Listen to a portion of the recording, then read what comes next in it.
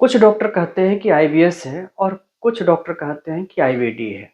कुछ तो यहाँ तक भी कह देते हैं कि कुछ नहीं है, तुमको भ्रम हो रहा है, तुम मानसिक रोगी हो गए हो।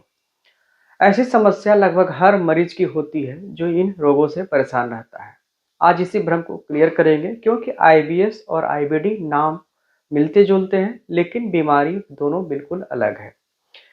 नमस्कार दोस्तों। आजकल पेट की बीमारियां बहुत आम हो गई हैं। कोई कहता है गैस है, कोई कहता है एसिडिटी है, कोई आईबीएस बोल देता है और कोई आईबीडी।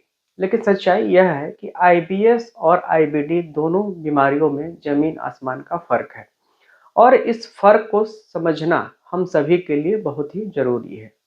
सबसे पहले बात करते हैं आईबीएस की, यानी कि इरिटेबल बाउल सिंड्रोम। आईबीएस कोई जख्म वाली बीमारी नहीं है, यानी कि इस बीमारी में आंतों के अंदर कोई जख्म नहीं होता, कोई अल्सर नहीं होते। इसमें आंत दिखने में बिल्कुल सामान्य होती है, कोई सूजन नहीं होती, कोई घाव नहीं होता। लेकिन आंत का काम करने का तरीका जो है बिगड़ जाता है। जैसे कभी बहुत ज़्यादा तेज चलने लगती है तो दस्त हो जाते हैं, और कभी आंतों की गति बहुत धीमी हो जाती है तो कब्ज हो जाता है। आईबीएस के जो मरीज होते हैं उनके पेट में बार बार दर्द होता है, गैस बनती है, पेट फूलता है, टॉयलेट के बाद भी पेट साफ नहीं लगता, और जैसे ही तनाव बढ़ता है, चिंता बढ़ती है या डर लगता है तो यह लक्षण और ज़्यादा बढ़ जाते हैं। आईबीएस में आमतौर पर खून नहीं आता, वजन तेजी से नहीं गिरता है, और जब कोलोनोस्कोपी या अन्य जांच इससे रिलेटेड कराते हैं तो उसमें कोई बहुत ज़्यादा आपको गड़बड़ी नहीं आती है। रिपोर्ट लगभग सब के सब जो है नॉर्मल ही आती है। इसलिए डॉक्टर कहते हैं कि कुछ नहीं है, लेकिन मरीज की तकलीफ जो होती है वो बिल्कुल असली होती है। मरीज परेशान होता है, इसलिए बार बार डॉक्टर बदलता है, डॉक्टरों के चक्कर लगाता रहता है। अब आते हैं आईबीडी पे। आईबीडी यानी इन्फ्लेमेटरी बाउल डिजीज, यह एक गंभीर बीमारी है। इसमें आंतों के अंदर सूजन हो जाती है, और सूजन वास्तविक होती है, घाव भी हो जाते हैं और कई बार जख्म तक बन जाते हैं। आईबीडी जो होता है मुख्य रूप से दो प्रकार का होता है, अल्सरेटिव कोलाइटिस और क्रॉन्स डिजीज। ये दोनों अलग अलग हैं।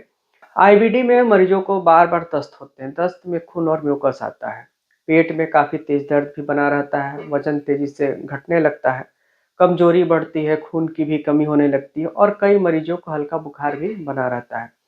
सबसे जो अहम बात है वो है कि आईबीडी में रात को भी दस्त लगते हैं, जिससे नींद जो है अक्सर टूट जाती है, और इसकी वजह से और भी सारी बीमारियां होने लगती हैं।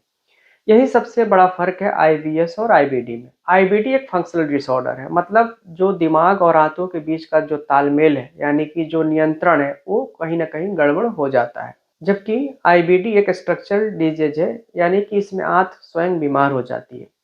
आईबीएस में लगभग सारी जांच नॉर्मल आती है, स्टूल टेस्ट में ब्लड नहीं आता, सीआरपी और ये सार जैसे टेस्ट भी लगभग जो है नॉर्मल होते हैं, कोलोनोस्कोपी में भी आपको कुछ भी नहीं मिलेगा, वो भी नॉर्मल रहता है।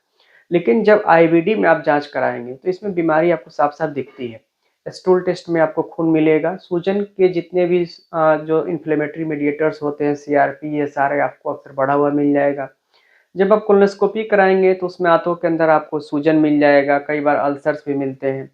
तो यही दोनों फ़र्क है, और उम्मीद करता हूँ कि दोनों फ़र्क जो है आप सभी लोग आसानी से समझ चुके होंगे। और ऐसे ही ढेर सारी ज्ञानवर्धक वीडियो के लिए हमारे चैनल को सब्सक्राइब जरूर कीजिए, और ये वीडियो अगर आपको अच्छा लगे तो अधिक से अधिक शेयर कीजिए। धन्यवाद।